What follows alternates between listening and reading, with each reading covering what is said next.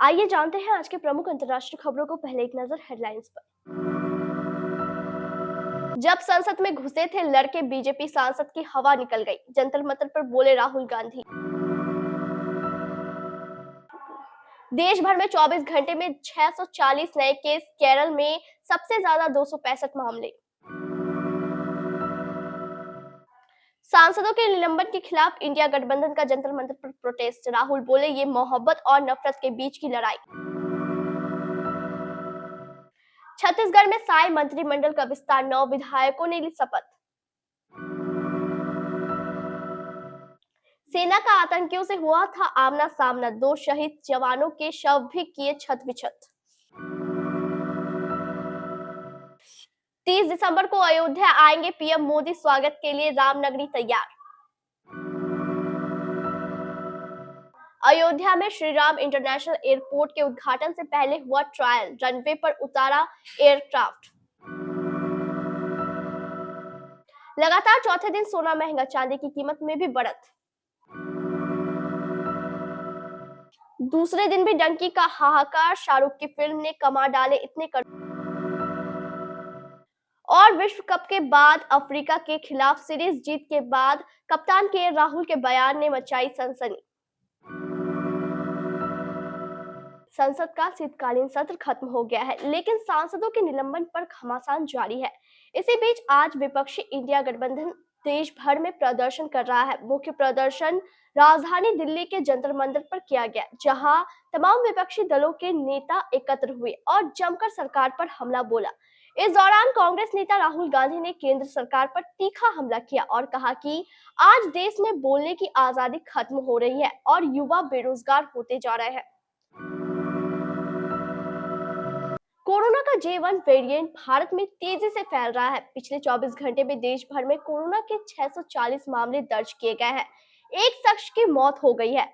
Health ministry के मुताबिक देश में एक्टिव मामलों की संख्या 2997 हो गई है। एक दिन पहले यह आंकड़ा 2669 था। स्वास्थ्य मंत्रालय के अनुसार अकेले केरल में 2606 एक्टिव मामले हैं। ये देश में सबसे ज्यादा है। यहाँ 21 दिसंबर को कोरोना के 265 नए मामले सामने आए थे। एक मरीज की मौत हुई थी। जयपुर में 1 महीने का बच्चा कोरोना पॉजिटिव मिला है, उसका इलाज चल रहा है। विपक्षी सांसदों को निलंबित करने के मामले में विपक्ष अब सड़क पर उतरकर प्रदर्शन करने के लिए आ गया है। गुरुवार को जहां विपक्षी सांसदों ने संसद से विजय चौक तक मार्च निकाला, तो वहीं आज इंडिया गठबंधन के नेतृत्व में जंतर मंतर पर विरोध प्रदर्शन किया जा रहा है। यहाँ मंच पर कांग्रेस अध्यक्ष मल्लिकार्जुन खड़गे, एनसीपी नेता शरद पवार, लेफ्ट नेता सीताराम येचुरी, आरजेडी सांसद मनोज झा, कांग्रेस नेता राहुल गांधी, केसी वेणुगोपाल, अधीर रंजन, डी राजा, त्रिची सिवा, रणदीप सुरजेवाला, प्रमोद तिवारी, जॉन ब्रिटास, संजीव अरोड़ा, सुशील रिंकू नजर आ रहे हैं। छत्तीसगढ़ में मुख्यमंत्री विष्णुदेव साय की कैबिनेट का आज गठन हो गया है। सीएम ने अपनी कैबिनेट में 9 नए मंत्रियों को शामिल किया। सीएम ने राज्यपाल भवन में 9 कैबिनेट मंत्रियों के नामों की घोषणा की, जिसके बाद सभी विधायकों ने बारी बारी से शपथ ली। इसी बीच भाजपा विधायक बृजमोहन अग्रवाल ने मंत्री पद की शपथ ली। भाजपा विधायक राम विचार नेताम, दयालदास बघेल, केदार कश्यप, लखनलाल देवांगन, श्याम बिहारी जायसवाल, ओपी चौधरी, टंकराम वर्मा और लक्ष्मी राजवाड़े ने भी शपथ ली है। जम्मू कश्मीर के पूंछ जिले में गुरुवार को हथियारों से लैस आतंकवादियों द्वारा सेना के 2 वाहनों पर घात लगाकर हमला किया गया। हमले में 5 सैनिक शहीद हो गए और 2 अन्य घायल हो गए। अधिकारियों ने बताया कि शहीद हुए 2 सैनिकों के शव छत विछत थे। अधिकारियों ने बताया कि सैन्य कर्मियों को एक घेराबंदी और तलाशी अभियान स्थल पर ले जा रहे हैं। वाहनों पर सुरनकोट थाना के अंतर्गत आने वाले ढेरा की गली और बुफलियाज के बीच हथियार मोड़ पर अपराह करीब 3:45 बजे हमला किया गया। पीएम मोदी 30 दिसंबर को अयोध्या में एयरपोर्ट का उद्घाटन करेंगे।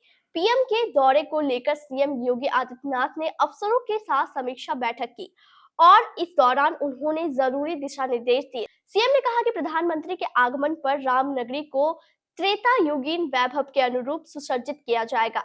बता दें कि प्रधानमंत्री का ये अयोध्या दौरा रामनगरी को हजारों करोड़ परियोजनाओं का उपहार देने वाला होगा। ऐसे में पीएम के आगमन को लेकर सीएम योगी ने समीक्षात्मक बैठक में निर्देश दिए कि अयोध्या की स्वच्छता पर विशेष ध्यान दिया जाए, जरूरत पड़ने पर अतिरिक्त स्वच्छता कर्मी तैनात करें, साथ ही श्रद्धालुओं पर्यटकों के लिए डिजिटल टूरिस्ट मैप तैयार करें।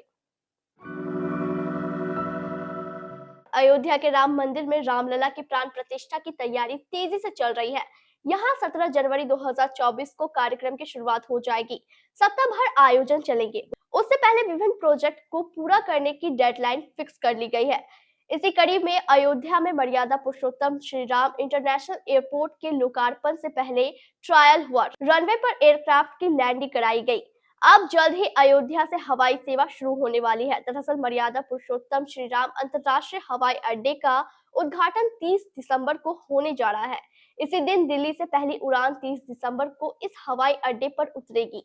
इससे पहले व्यवस्थाओं की जांच के लिए शुक्रवार 22 दिसंबर को ट्रायल किया गया। इसी दौरान हवाई पट्टी पर एयरक्राफ्ट की लैंडिंग कराई गई।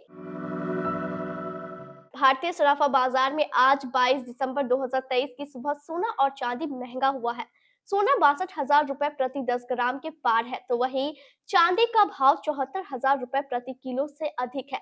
राष्ट्रीय स्तर पर 999 शुद्धता वाले 24 कैरेट वाले 10 ग्राम सोने की कीमत 62,661 रुपए है, जबकि 999 शुद्धता वाली चांदी की कीमत 74,709 रुपए है। India Boolean and jewellers association के मुताबिक गुरुवार की शाम को 24 कैरेट शुद्धता वाले सोने की कीमत 62,335 रुपए प्रति 10 ग्राम थी, जो आज शुक्रवार सुबह महंगी होकर 62,661 रुपए पर पहुंच गई। इसी तरह शुद्धता के आधार पर सोना और चांदी महंगे हुए। राजकुमार हिरानी की फिल्म डंकी सिनेमा घरों में रिलीज हो गई है। फिल्म को ऑडियंस से मिला जुला रिस्पॉन्स मिल रहा है। हालांकि इन सब के बीच फिल्म धुआंधार कमाई कर रही है। शाहरुख खान की डंकी का इंतजार फैंस कब से कर रहे थे। पठान और जवान के बाद यह शाहरुख खान की तीसरी बिग बजट फिल्म है।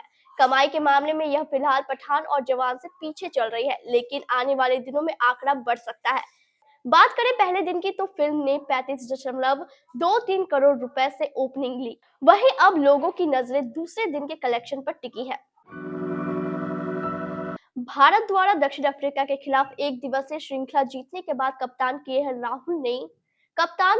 राहुल ने प्रोटियाज के खिलाफ शानदार शतक के लिए player of the match Sanju Samson के प्रदर्शन की सराहना की है और कहा कि वह इस बल्लेबाज को प्रोटियाज के खिलाफ अच्छा प्रदर्शन करते हुए देखकर खुश है, भले ही उन्होंने ऐसा नहीं किया हो।